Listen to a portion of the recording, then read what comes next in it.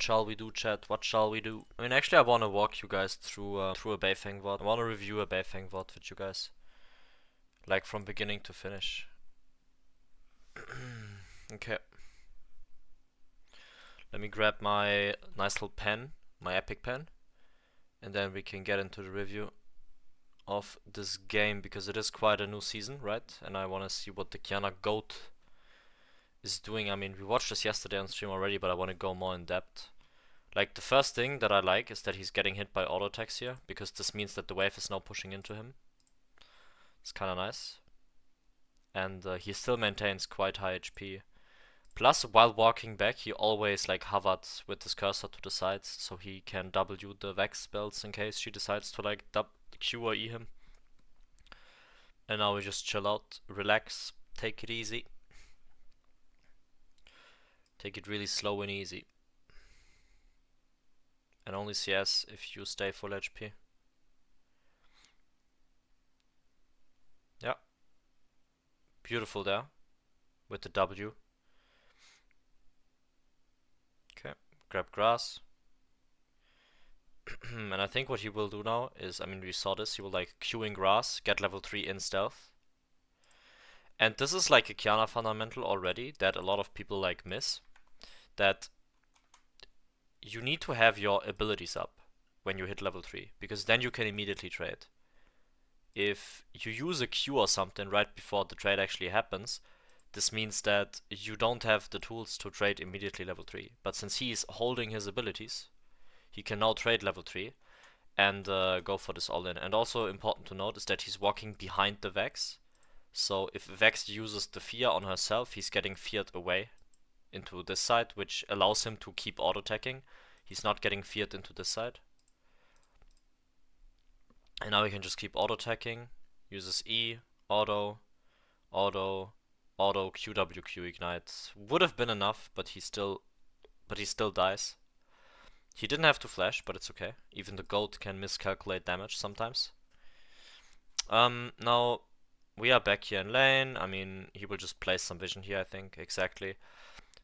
New season, guys. This ward is really good because it's very hard for enemies to gank you, right? Like if you look at the ward location, enemies can't gank you from here, and it's also really hard to gank from there, right? So having a ward in this bush does two things. Number one, you don't have to leave lane, so you can keep your quest up. Because if you walk past this river, your quest will start ticking slowly, and you don't want that. And number two is that you have really good vision, right? So this ward is generally very good because you are very hard to gank with this. And you can place it like really easily. And you can do this on both sides. So he's placing this ward even though his jungler is not even on that side. Because it doesn't matter, like he just needs to stay in lane. Okay, we get a little bit of ads for different channels, that's amazing. Kartus does a quick drive-by, relaxing a little bit in his lane. And I mean, you can't really trade too much here, like the wave is just shoving into him. So I think what he'll do is he'll just like try to last hit. And here Q because he can't walk up to the minions, and it's fine to use like one Q to CS at times if you can't trade anyways. Usually he's not doing that, usually he tries to hold abilities, but yeah, in this case he does it. QWQ, okay. Just thinning out the wave a bit. And now he grabs grass again. Note that he's behind in XP, because he had that one situation. And I think now he uses EQ, WQ with ice to CC the Lulu. I like it, and his Kartus gets a kill. Okay, we grab ice. I don't quite understand why we grab ice. I think grass would be a better choice. It's a little bit hard to run down the Vex. Okay, wave is like slow pushing into the Vex here. And now I want to see if he goes for a trade at some point.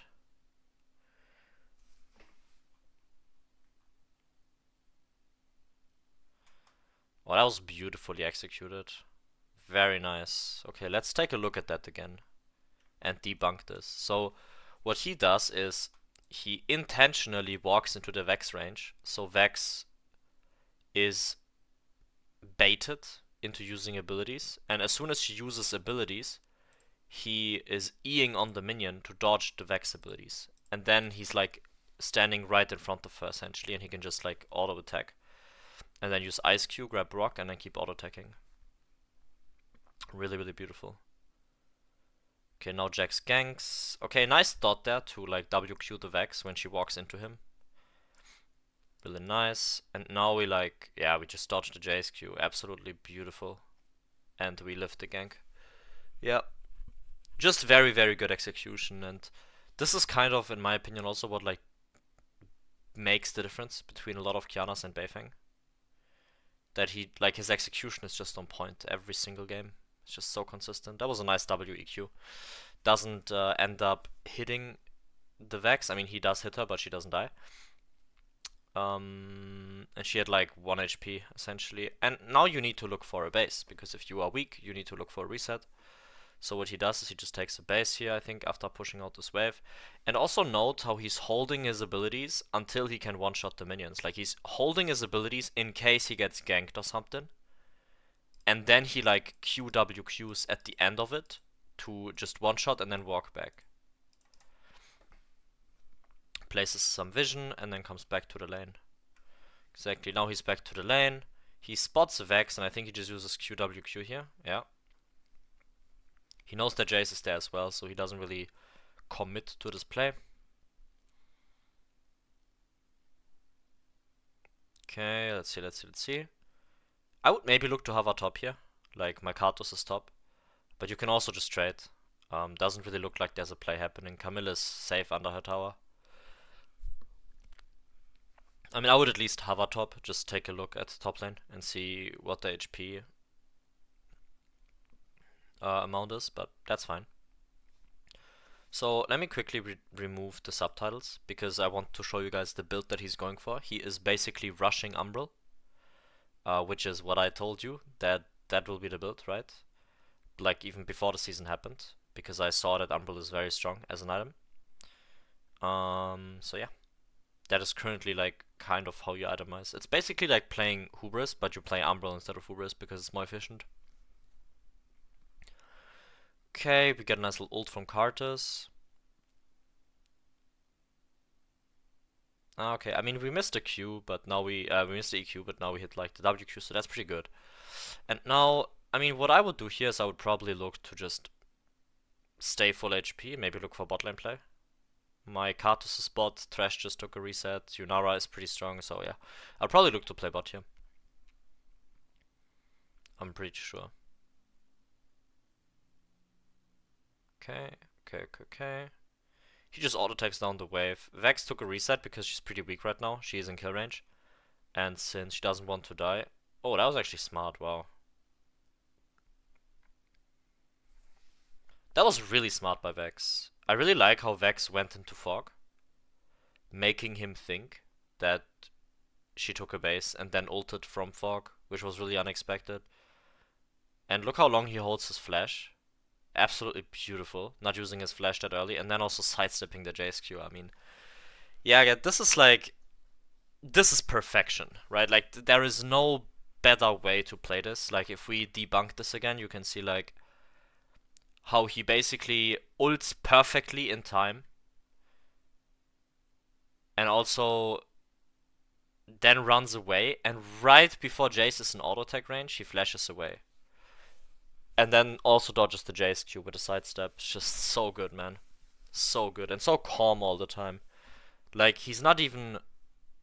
His face is not even moving like a single time. It's just so chill. And a lot of people, guys, and I need to pause the game here for a second, like to rush tier 2 boots at the moment. But on Qiyana specifically, you can go for 2 items and then go for tier 2 boots. This is what Beifeng has been doing, and the reason is quite simple. Tier 2 boots are not as important on Qiyana as they are on different champions. And she's quite strong if she gets more AD. So that's kind of why you want to just go for the raw stats instead of going like full AD. And I think he just dies, yeah. He just disrespects the Vex. There was no reason to walk up to this wave. Like, he didn't need prio in that exact moment, so he just disrespected the fact that Vex can like half HP him with one combo. That's okay. Okay. Bot lane is kind of cooking. He gets his mid quest. That's kind of nice. And now he's moving top lane. It seems like. Okay, and he's staying top lane? That's a little awkward. I would try to be on mid lane wave here. I would not stay top. Like, I think as soon as you see that Camille dies here, like as soon as I see that, I immediately walk back. Because then you can be on the wave in time. And you can like shove this wave in and then take a reset or play dragon, right? When Karthus is back up. So, this is a pretty big mistake, I think, actually. It's a pretty big mistake. So he comes back mid lane. I mean, I don't see the reason why you would stay top there. That's okay. Okay, he gets another plate. And I think now he shoves. I personally would have taken a reset. Like, I think after shoving this wave, you can insta-base. And the reason is quite simple. You have Karthus, which is coming back. You have Yunara, which is coming back. And you have a dragon that's up. And also Herald is coming up. So you kind of want to make yourself as strong as possible for the next fight. And this plating doesn't really give you anything. Plus, you also want to switch up lane assignments with your Yunara, right? So what I would have done, I would have taken a reset. And then you like go bot lane if we play Drake, or you go top if we play Herald. You kind of need to decide that in advance.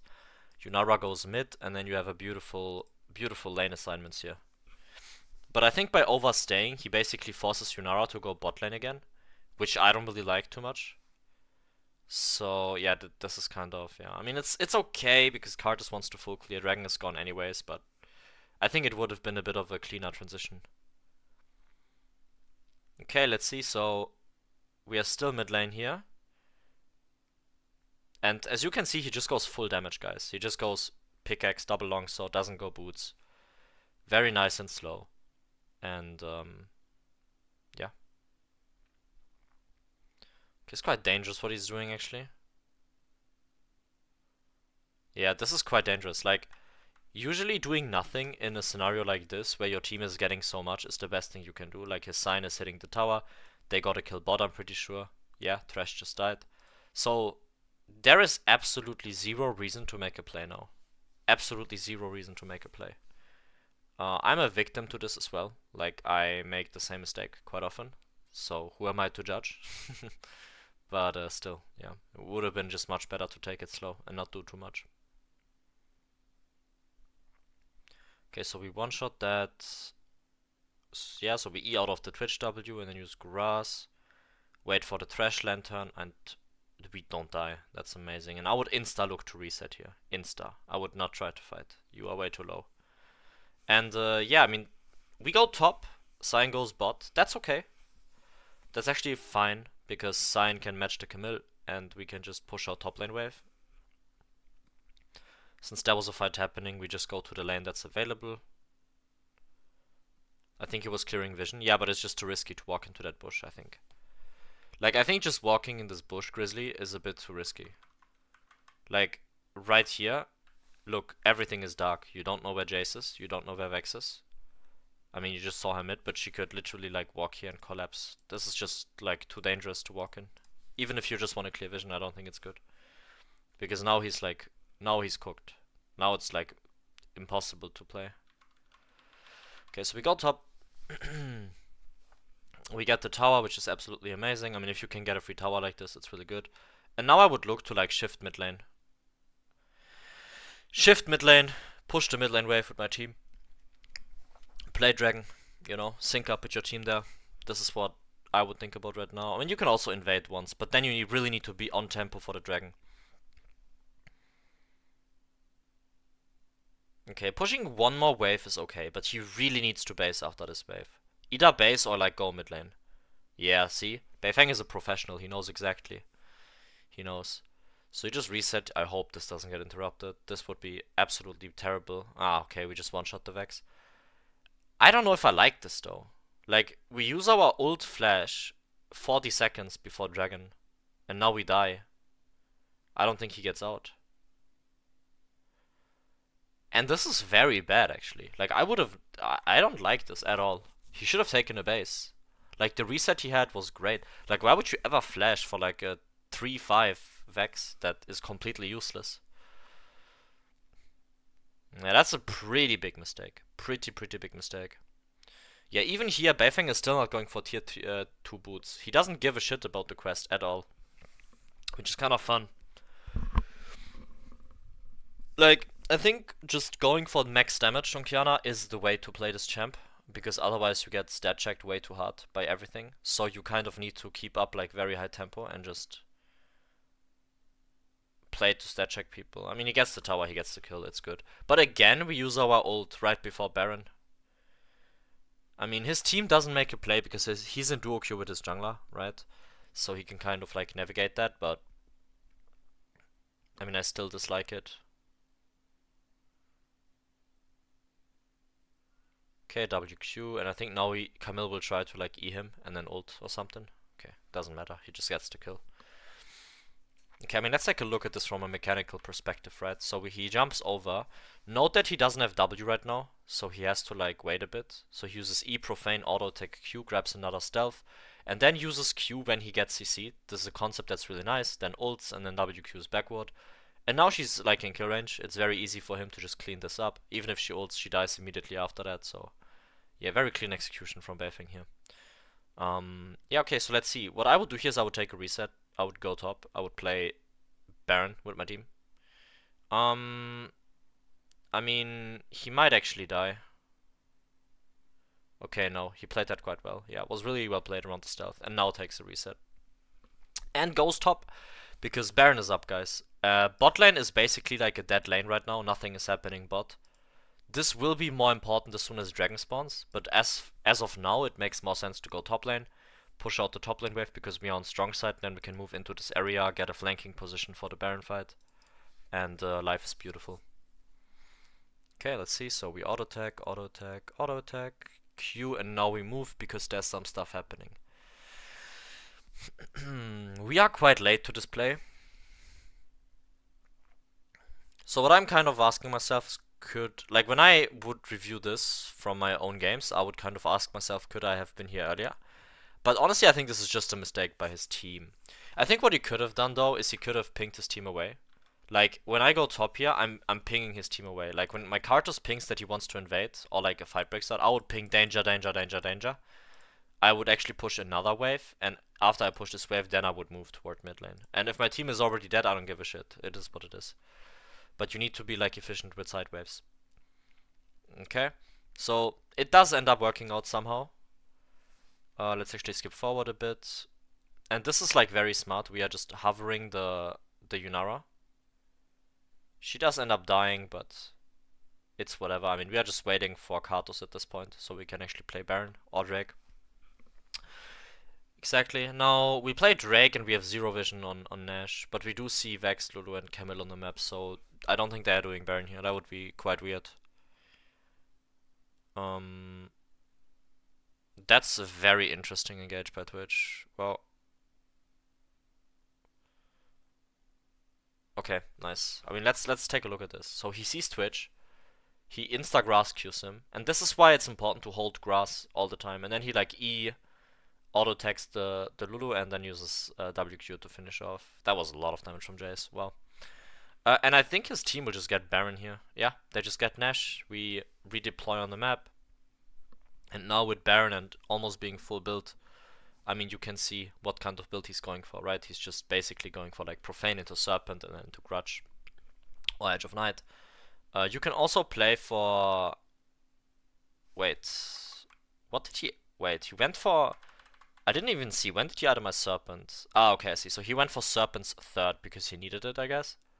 But he didn't want to go for Serpent's second because Profane is too important. Okay, that's interesting.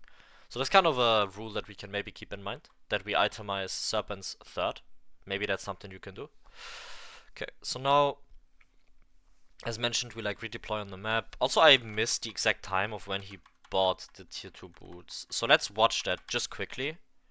Like, I want to see when he bought it. So here he has Profane, right?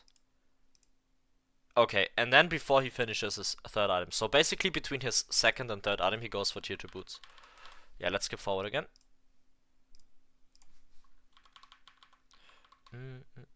Exactly, so his team is Baron here, we just siege. Qiyana is really bad at sieging. So what you want to do is you just want to sit back and poke with Qs. You know, try to keep it slow. And try to get this inhib, yeah. Really nice, really slow, pretty good. And I think now you just need to be careful of enemy engage. That was a beautiful ult. That ult just completely destroyed the engage. That was really, really well played. Wow. Really well timed.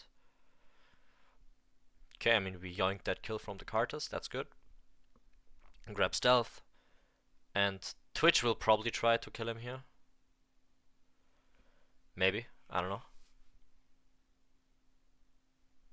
Maybe not. And our Yunara is a bit lost on the map. I don't know what that guy's doing. I guess just pushing out bot lane wave.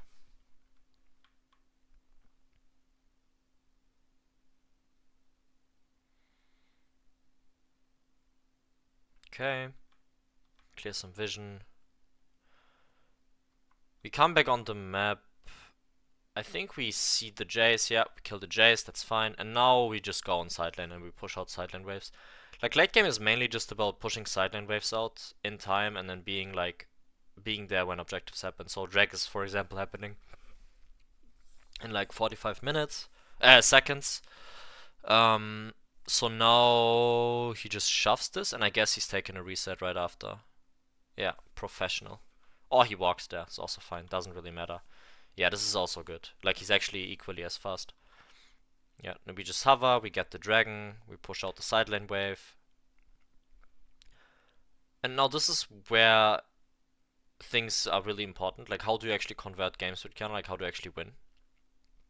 I don't think he had to ult there, actually. Like, I think he can just walk up to the Lulu. He can walk close to her, like right here, and then he can use like Profane plus auto attack and then EQ with Ignite, and he just kills. Like, she just pops 100-0.